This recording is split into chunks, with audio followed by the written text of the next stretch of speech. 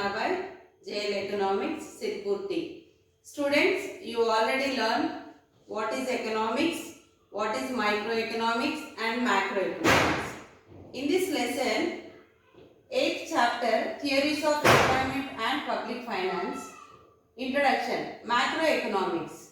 Macroeconomics is a study of aggregative variables and it examines the relationship among different economic forces that determine the level of output, income, employment and general price level. Scope of macroeconomics. Problem of unemployment, inflation, balance of payments. These three provide the theoretical framework necessary for the solution. Macroeconomics has assumed great significance since 1930s. In 1930s, what happened?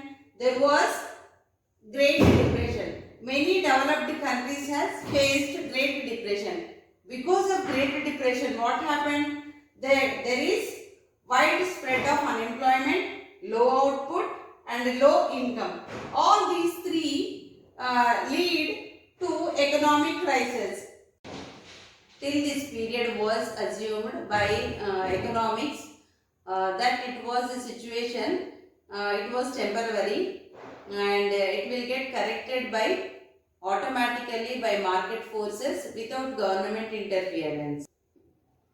But J.M. Keynes proved that it was wrong. He was a British economist. He advocated government interference is very important. Government to set the things right.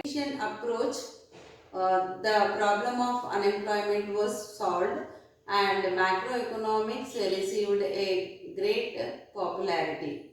There are three approaches are there regarding theories of employment. The first one classical approach, the second one Keynesian approach and third one post-Keynesian approach. In classical approach, we have classical economics that Adam Smith, Malthus, Ricardo, Mill, Alfred Marshall, Pigou and JBC. These economics says the government interference is not necessary. Supply creates, JB says supply creates its own demand. The without government interference only the things will set right. But the second Keynesian theory explains that the classical approach is wrong, so that he explains in his theory the government interference is very important. Without government interference, the things may not solve the problems. So, in his theory, he explains how the employment problem will solve. Okay, let us learn more about this Keynesian approach regarding employment.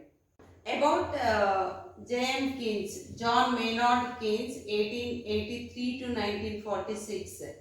Keynes was a great economist of 20th century. He was a graduate from Cambridge University in 1905. He was member of Royal Commission of India Currency and Finance. He was member of Bank of England and he was governor of IMF and IBRD in 1946. Keynes' famous book that is The General Theory of Employment, Interest and Money, published in 1936. His theory is known as Keynesian theory of employment. In this book only he explains the employment theory.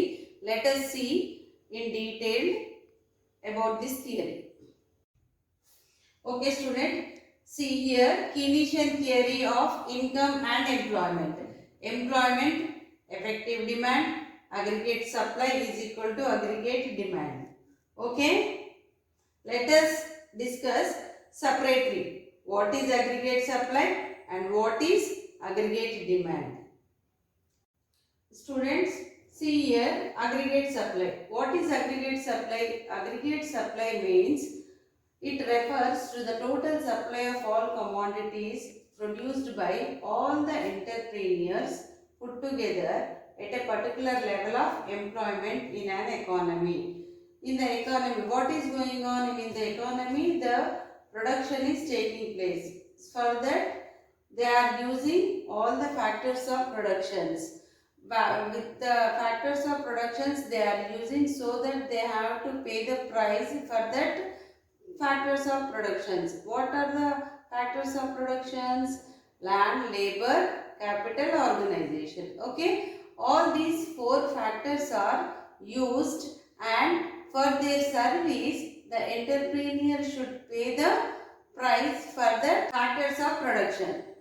Student, here the level of employment and aggregate supply price. Here the output level is increasing. As the same way the level of employment is also increasing, and the aggregate supply price also increasing, and the same way the level of employment is also increasing. Here the 10 lakhs of employment, the supply is 500 crores in rupees, whereas the 16 lakhs of employees, the production is 800 crores of rupees. See student, here the level of employment is 10 lakhs. The aggregate supply price is 500 crores. If the aggregate supply price is less than 500 crores, the entrepreneur will not produce more output. Why? Because he'll get loss. So if he'll get above 500 crores, he'll get produce more production. Likewise, here the level of employment is 16 lakhs. The aggregate supply price is 800 crores. Here this is the full employment level. Okay. Whereas the level of employment is increases, the aggregate supply price is also increases. When the aggregate supply price increases, the entrepreneur will get profit, so that he will produce more goods, and the same way the level of employment is also increased. At last, the 16 lakhs of employees will produce 800 aggregate supply price. This is the full employment level. See student, in this diagram, on x-axis employment, on y-axis aggregate supply price. Here the aggregate supply curve is slope from left to right, and the ON is full employment. The AS curve is parallel to y-axis. See here student, here 5 points are there. The first one, aggregate supply is upward slope from left to right, and the second one, it starts from 0 origin. There is AS is equal to 0, and ON is full employment. Aggregate supply curve is parallel to aggregate supply price curve, and no further production after this ON, and there is no production and there is no employment. See student, here aggregate demand. What is aggregate demand? Aggregate demand means the total demand for all commodities in the economy at a particular level of employment. That is C plus I. How can we say that C plus I? Means here the production is taking place, so that the employment is generated. So with that employment, the employees will get income, so that they will get all the commodities which are produced in the economy for their livelihood. That is called consumption expenditure, and it is also called household expenditure. And here the I means expenditure on capital good. Who will invest on capital good? The entrepreneur. The entrepreneur is also will get income, so that he will get profit. For that profit, he will invest on capital goods. Okay, an aggregate demand means there is consumption, expenditure as well as the expenditure on capital goods. So that the both C and C plus I, the both will act here. Here, what is aggregate demand price? The expected expenditure on part of community. Already we said community means here the consumption, and from the point of view of entrepreneur, it is expected income, that is cost of production and expected profits. The consumer will use consumer goods, and that is profit for entrepreneur, and that profits he will invest on investment, further investment. Okay, this is aggregate demand and aggregate demand price. Let us see in a table. In this table, the level of employment in lakhs of workers, aggregate price in crores. Here, the level of employment is 10 lakhs, the aggregate demand price is 600. See, here the aggregate demand price is gradually increasing, the employment is also increasing. Let us explain with this table in a diagram. See, x-axis employment, y-axis aggregate demand price. Here, aggregate demand curve is fall from left to right.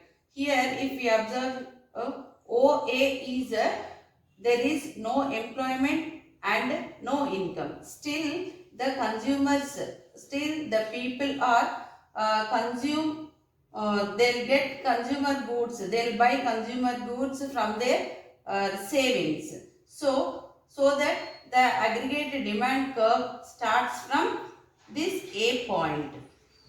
Okay, if even though there is no income, no employment is also, the consumption should be. Why? Because in every, for our livelihood, we'll spend money for our consumption. That is from O to A. So that the aggregate demand curve is starts from this A point. Demand. What is effective demand? Effective demand is where AD is equal to AS. Aggregate demand is equal to aggregate supply. See, in this table, aggregate supply price and aggregate demand price is not equal in every level of employment. Here, at the level of 14 lakhs of workers is working, at that time the aggregate supply price is 700 and aggregate demand price is 700. These both are equal. Here the AD is equal to AS. This is called effective demand. Okay. Let us see this in a diagram. On x-axis, we will take employment, and y-axis aggregate supply price and aggregate demand price. Here, the aggregate supply price curve and aggregate demand curve interact at the point of E. The E1 is equilibrium point. Here, the level of employment is ON1. In previous diagram, we said that ON is full employment level. Here, AD means C plus I only, the consumption and investment. Here, according to Keynes, the ON is not full employment. ON is not full employment. According to Keynes, ON is underemployment. To get full employment, the aggregate demand curve must shift from upward. There, the aggregate supply curve and aggregate demand curve interact here, that is E2, this is equilibrium 2. Whereas, the employment is ON1 to ONF. ONF is a full employment level. Why? How this is possible? here C plus I plus G, the government interference. Because of government interference, the employment is generated and that creates here the equilibrium and the full employment level. If the aggregate demand will again shift from upward, the again here the equilibrium 3 will arise. Here this gap from E2 to E3 will call it as inflation. This gap is called inflationary gap. See here the major aspects of the Keynesian theory of income and employment. It is also called as assumptions. Okay. In the short term, the total income of the economy depends on the volume of employment, and the total employment means that is effective demand and equilibrium is aggregate demand is equal to aggregate supply. The aggregate supply depends on physical and technical conditions of the production. They do not change in short run. Hence, the aggregate demand will bring change in income and employment. That means here the for the production, the physical and technical conditions may not change in short run, and this one effective demand consists of consumption demand and investment demand. See student, public finance. The concept of public finance. Public finance deals with the income and expenditure of public authorities. That means government. It is state government and the central government. The government, in order to fulfill the obligations toward the society in transforming a society from police state to welfare state.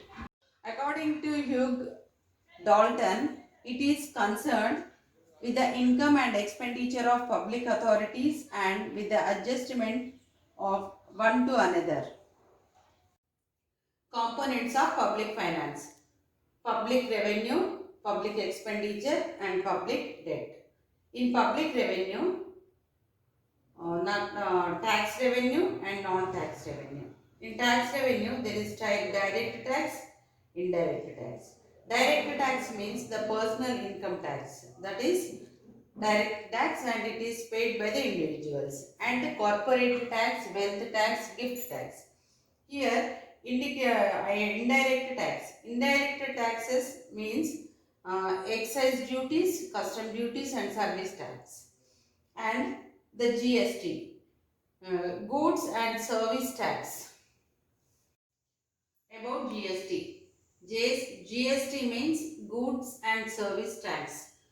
This GST is indirect tax. This GST Act was passed in Parliament on 29th March 2017, and this Act came into effect on 1st July 2017. Under this system, 4 slabs are fixed for GST, that is 5%, 12%, 18% and 28%, and 3 taxes applicable under this system: CGST, that is central GST, SGST, that is state GST, and IGST, that is interstate GST. Non-tax revenue. What is non-tax revenue? Government also receives revenue from sources other than taxes. This is called non-tax revenue. That is number 1, administrative revenue. That means the government will collect the license fees, tuition fees and penalties. These are comes under administrative revenue to the government. The second one, commercial revenue. This is public sector units such as Indian Oil Corporation and Bharat Sanchar Nigam Limited and Indian Railways. And loans and advances. The fourth one, grants in aid, that is general grants and specific grants. So in public expenditure. In public expenditure, modern governments spend money to perform various economic functions. The following heads of the accounts. Number 1, defense. 2, internal security. Economic service, that is agriculture, industry, power, transport, communication, science and technology. And social services, education and health. General service, that is tax collection, external affairs. Thus, and pensions, subsidies, grants to state government, and loans to public enterprises, loans and grants to foreign government, and repayments of loans, and assistance to states on natural calamities. All these economic activities, the public expenditure is transferred to the society, to community. It leads to income to the people. And this income will spend on goods and services. So the economic development will be taking place. The public debt. What is public debt? When the government expanding expenditure on various activities exceeds its revenue, it has one option, that is to go for public debts. Okay? There is two types of debts are there. The one is internal debts and external debts. Internal debts. What is internal debts? It is raised from the sources which as banks, financial institutions and private individuals in within the country. And the external debts outside the country are called external debts from other countries and international financial institutions like World Bank and International Monetary Fund, that is IMF, and other funding agencies. See, what is redemption of public debt? Redemption means repayment of debts by government is called redemption of public debt. So, here some methods are there to redemption of public debt. That is surplus budget, refunding, annuities, sinking fund, conversion, additional taxation, capital levy and surplus in balance of trade. Central state finance relation. The constitution gives a detailed scheme of distribution of financial resources between union and the state. Here, exclusive powers of union government. It has exclusive powers to levy taxes on custom duties, corporation tax, capital gains, surcharges on income tax and railway fares, etc. And exclusive powers of state government. It has powers to tax includes land revenue, stamp duties and estate duties, entry tax, sales tax, tax on vehicles and luxurious, etc. And miscellaneous powers. 73rd and 74th amendments of Constitution provision is made consolidated fund to village panchayats and municipalities. Finance Commission. The Finance Commission of India came into existence in 1951. It was established under Article 280 of the Constitution by President of India. As per the Constitution, the Commission is appointed for every 5 years. It consists of Chairman, Secretary and 4 other members. Till date, 15th Finance Commission has been appointed. Major functions of Finance Commission. In distribution of tax between center and state and determine the factors governing grants in aid to states, to make recommendation to the President as the consolidated funds of a state of panchayats and municipalities.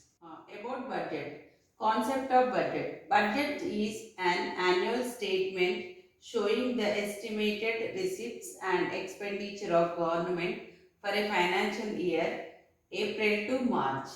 Every budget depicts three sets of figures.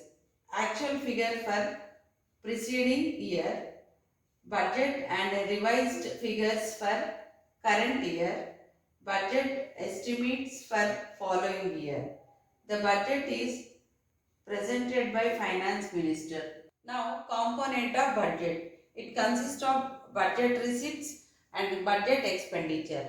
And budget receipts consist of revenue receipts and capital receipts.